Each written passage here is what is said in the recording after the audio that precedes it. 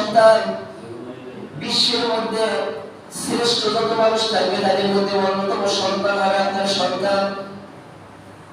অতঃপর আপনি যখন আল্লাহ পাক সকল নিয়ামত ভোগ করবেন, নিয়ামত খাবেন, পানি পান করবেন, মানুষ যখন আপনাকে দেখবে তখন আপনি মানুষের কাছে বলেন, আমি কিন্তু এখন রোজা রেখেছি, তোমাদের সাথে কোনো কথা বলতে পারবো না।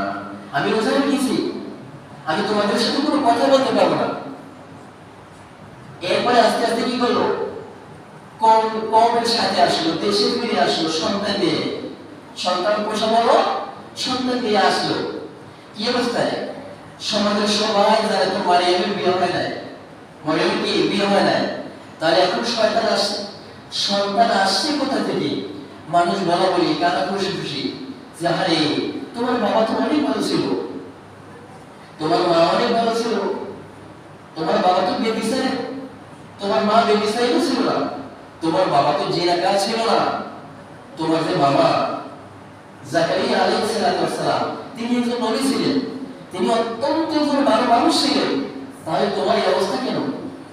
মানুষের রূপে আস্তে আস্তে করে মানুষ বিজ্ঞান দেওয়া শুরু করলো, মানুষটাকে ইহাও প্রতিপন্ন করা শুরু করলো, মানুষটাকে সমাজ থেকে